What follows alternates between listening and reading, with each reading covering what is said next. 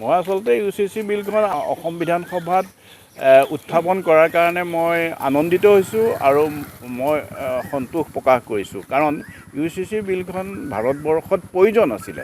আজিৰ পৰা বহুত দিনৰ আগতে আচলতে UCC বিলখন ভাৰতৰ সংসদত পাছ হ'ব লাগিছিল। কি কাৰণে পাছ হোৱা নাই, কি কাৰণে সংসদত এই ব্যৱস্থাটো ভাৰতবৰ্ষৰ জনসাধাৰণৰ কাৰণে হোৱা নাই, সেই কথাটো মই আচলতে মোৰ জ্ঞাত নহয়। কিন্তু অসমত হিমন্ত বিশ্ব শৰ্মা ডাঙৰীয়া দ্বিতীয়বাৰৰ কাৰণে মুখ্যমন্ত্ৰী হৈ UCC বিলখন আনি অসমৰ জনসাধাৰণক এটা ন্যায় দিছে বুলি মই অনুভৱ কৰিছোঁ। UCC বিলখনত আমি যিটো লক্ষ্য কৰিছোঁ, লিভিং টুগেডাৰৰ ক্ষেত্ৰত যিখিনি পদক্ষেপ আগবঢ়াইছে এই পদক্ষেপখিনি বিজ্ঞানসন্মত হৈছে। সেই পদক্ষেপখিনি এইকাৰণে মই কৈছোঁ যে যিকোনো এখন সমাজত বৈবাহিক এটা পৰম্পৰা আছে, সেই বৈবাহিক সামাজিক যি পৰম্পৰা, সেই সামাজিক পৰম্পৰা মতে চলিলেই মই ভাবোঁ যথেষ্ট সমাজখন সুস্থভাৱে আগবাঢ়ি যাব। কিন্তু আমি পাশ্চাত্যৰ এটা সামাজিক ৰীতি নীতি লিভিং টুগেডাৰক আমি আদৰণি জনাবলৈ গৈ এটা উচ্ছৃংখল সমাজ ব্যৱস্থাৰ মাজলৈহে আমি যুৱক যুৱতীসকল যোৱা দেখিছোঁ। আৰু তাৰ মাজতে কিছু ধৰ্মীয়ভাৱে কিছু কথাও কাম কাজ এই লিভিং টুগেডাৰৰ মাজদি হৈছে বুলি আমি প্ৰত্যক্ষ কৰিছোঁ। আৰু এই UCC বিলখনৰ জৰিয়তে যি আমাৰ হিন্দু সমাজত 1955 চনতে বিবাহ আইন ভাৰতীয় সংবিধানে পাছ কৰি এটা আইনৰ গণ্ডিলে আনিলে, আমাৰ যিখিনি হিন্দু সমাজৰ অপ্ৰয়োজনীয় কথা বতৰা আছিলে বিবাহ সম্পৰ্কে তথা ধৰ্ম সম্পৰ্কে, সেইখিনি নাইকিয়া কৰি এটা সুস্থ এখন বিজ্ঞানসন্মত আইন হিন্দু বিবাহ আইন আনিছিলে। ঠিক তেনেধৰণে অন্যান্য ধৰ্মাৱলম্বী ব্যক্তিসকলেও অসম তথা ভাৰতবৰ্ষত বসবাস কৰি আছে।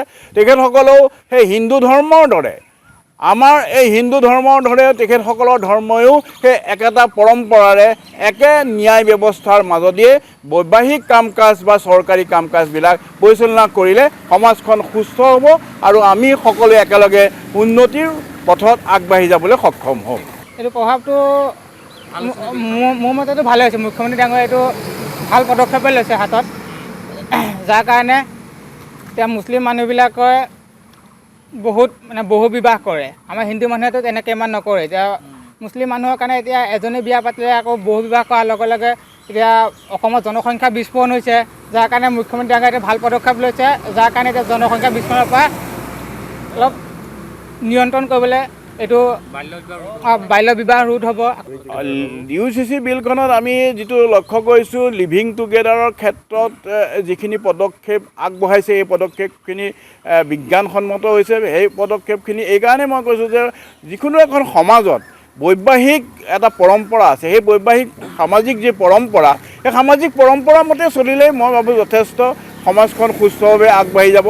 কিন্তু আমি পাশ্চাত্যৰ এটা সামাজিক ৰীতি নীতি লিভিং টুগেডাৰক আমি আদৰণি জনাবলৈ গৈ এটা উচ্ছৃংখল সমাজ ব্যৱস্থাৰ মাজলৈহে আমি যুৱক যুৱতীসকল যোৱা দেখিছোঁ। আৰু তাৰ মাজতে কিছু ধৰ্মীয়ভাৱে কিছু কথাও কাম কাজ এই লিভিং টুগেডাৰৰ মাজদি হৈছে বুলি আমি প্ৰত্যক্ষ কৰিছোঁ।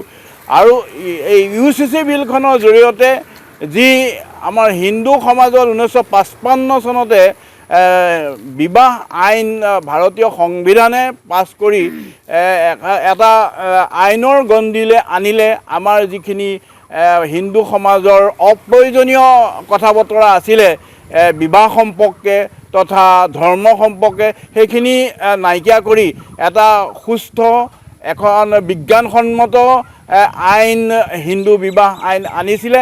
ঠিক তেনেধৰণে অন্যান্য ধৰ্মাৱলম্বী ব্যক্তিসকলেও অসম তথা ভাৰতবৰ্ষত বসবাস কৰি আছে। তেখেতসকলেও সেই হিন্দু ধৰ্মৰ দৰে, আমাৰ এই হিন্দু ধৰ্মৰ দৰে তেখেতসকলৰ ধৰ্ময়ো সেই একেটা পৰম্পৰাৰে একে ন্যায় ব্যৱস্থাৰ মাজদিয়ে বৈবাহিক কাম কাজ বা চৰকাৰী কাম কাজবিলাক পৰিচালনা কৰিলে সমাজখন সুস্থ হ'ব আৰু আমি সকলোৱে একেলগে উন্নতিৰ পথত আগবাঢ়ি যাবলৈ সক্ষম হ'ম।